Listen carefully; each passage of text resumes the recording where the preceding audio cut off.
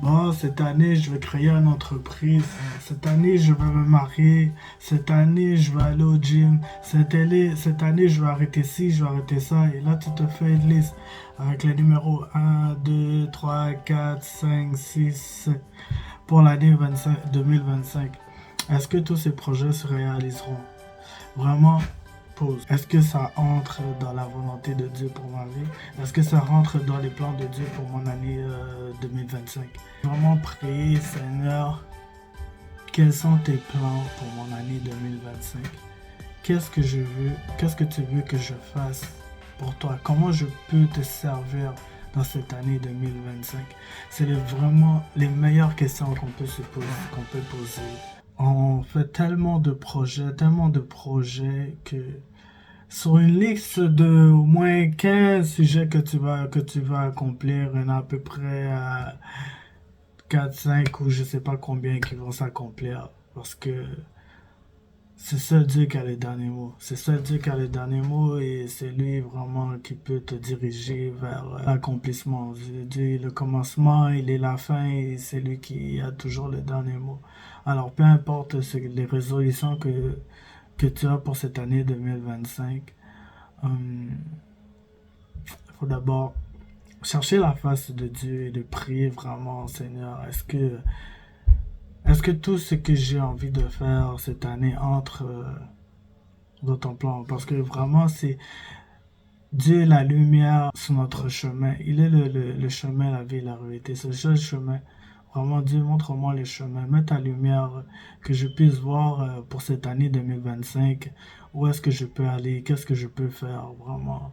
Et la meilleure façon de réussir, vraiment, beaucoup de personnes parlent du succès, comment je peux avoir le succès pour l'année prochaine.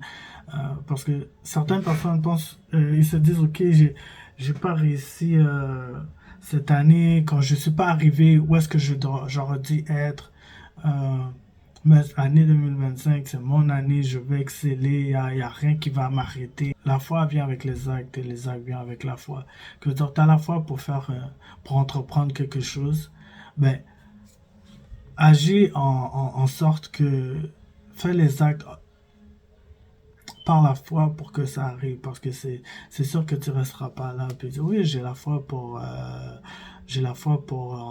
bâtir une entreprise, mais si tu restes assis et tu regardes la télé, il n'y a rien qui va arriver. Il faut que tu te lèves, il faut que tu ailles chercher sur Internet, ok, qu'est-ce que j'ai besoin pour commencer à faire partie de mon entreprise, euh, comment je vais faire la publicité, tu vas agir parce que tu as la foi, justement.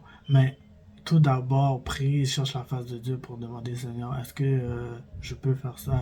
Est-ce que je peux entrer dans ce projet de cette année? Au Seigneur, sois dedans, je veux entreprendre ça, sois dedans et dirige-moi, montre-moi le chemin. Voilà.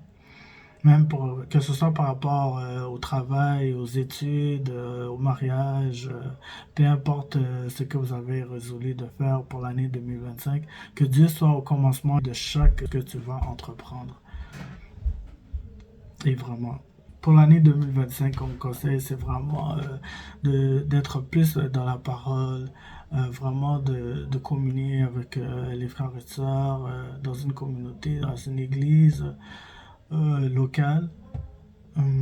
Prier encore plus, lire la parole de Dieu, faire du bien autour de soi, servir Dieu. Vraiment, le premier, c'est vraiment servir Dieu. Donc, qu'est-ce que je peux faire cette année, Seigneur, pour que je puisse te servir? La réussite est dans le service. En servant les autres, c'est comme ça que tu vas réussir, tu vas avoir le succès. Parce que même dans les entreprises, les grandes entreprises qui ont été formées, où tout ce qui a été fait vraiment était pour servir quelqu'un.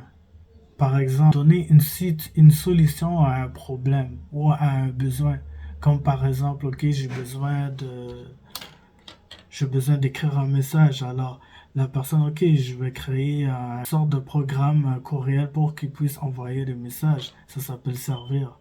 Ok, même à l'église, dans ton église locale, qu'est-ce que je peux faire pour servir? Est-ce qu'on va te diriger comme à la porte? Placer les chaises, retirer les chaises à l'église, c'est un service. Ok? C'est pas que tu fais rien, donc tu sers. Et c'est tout ce que tu fais, c'est pour servir Dieu. C'est pour servir Dieu avec un cœur sincère. Tu places les chaises. Ok, Seigneur, je fais ça pour toi. Je sais que euh, c'est pour sauver les âmes, pour que les âmes arrivent, pour que se fasse enseigner, pour qu'on puisse ensuite enseigner d'autres. Alors, chaque chose que tu fais, vraiment, c'est dans le service. Et la meilleure chose que tu puisses faire pour l'année de 2025, c'est servir, servir, servir, servir ton prochain, pour servir Dieu. Servir Dieu en servant ton prochain.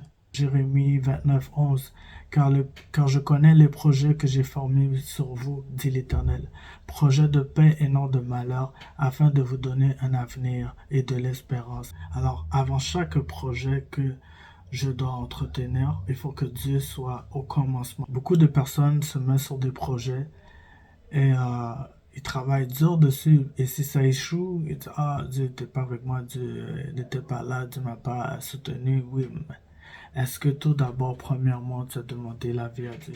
Et je sais que beaucoup de personnes iront voir des gens pour leur demander des conseils ou leur avis sur ce qu'ils entreprennent. La première personne qu'il faut consulter, c'est Dieu. C'est Dieu seul. Parce que la Bible dit aussi, malheur à celui qui met sa confiance dans l'homme. Tu vois, mais avant d'aller chercher l'homme, avant d'aller consulter l'homme, vaut mieux se consulter à Dieu. Parce que même la personne qui te conseille aussi peut être aussi dans l'erreur. Qui sait? Même s'il te dit quelque chose, si ça a l'air vrai, tu dois aller quand même retourner dans la présence de Dieu et prier pour demander, Seigneur, est-ce que c'est vrai? D'ailleurs, c'est mieux que en premier tu pries, tu cherches la face de Dieu, parce que ce que Dieu te dit dans le secret, la majorité du temps, les gens vont confirmer ce que Dieu t'a déjà dit dans le secret. Ce que Dieu t'a déjà dit dans ta chambre de prière ou dans ton intimité, en le cherchant et en priant. Dieu te dit des choses et maintenant tu te dis, oh, ok, ok Seigneur, je vais prier encore, j'ai besoin de la confirmation. Et quand tu vas voir que quelqu'un dans ton entourage ou peut-être ton pasteur, ton leader va te dire, ouais, pourquoi il va te dire ceci, ah, là tu vas savoir que non, Dieu m'avait dit et j'ai eu la confirmation et tu auras la paix dans ton cœur que c'est Dieu qui m'a parlé, c'est le projet que je vais entreprendre car ça vient vraiment de lui. Et c'est très important. Euh, Proverbe 19:21 dit, il y a dans le cœur de l'homme beaucoup de projets, mais c'est le dessein de l'Éternel qui s'accomplit. Je veux dire que on a toujours en tant qu'humain, beaucoup de projets, de choses qu'on veut faire dans la vie, comme je vais faire ci cette année, en 2025, je vais faire ci, je vais faire ça, je vais voyager, je vais me marier, je vais aller au gym, je vais... Si, mais c'est beaucoup de projets, mais est-ce que tu peux trouver c'est un seul, ce projet que Dieu a mis dans ton cœur et qui te dit, mon fils, ma fille, fais ça. Et il y a aussi, je peux vous dire aussi, je crois que tout va aussi dans la contentation. Vraiment de se contenter de ce qu'on a déjà, ce que Dieu nous a donné, et pouvoir exceller à améliorer ce que Dieu nous a déjà donné pour cette année. Seigneur, comment je peux te servir pour l'année 2025? Comment je peux avoir un meilleur caractère? Comment est-ce que je peux te ressembler plus? Dis-moi qu'est-ce que je peux faire pour toi qui va te faire plaisir, qui va t'honorer cette année. Seigneur, aujourd'hui, cette année, je serai plus dans ta parole. Je lirai encore plus la Bible. Je vais te louer et t'adorer quotidiennement. Vraiment chercher Dieu et de chercher sa face, d'être en intimité avec le Saint-Esprit. Et c'est là que Dieu te reverra les plans parfaits qu'il a pour ta vie. Car seul Dieu connaît les plans qu'il a pour toi, le dessein qu'il t'a destiné entre ses mains.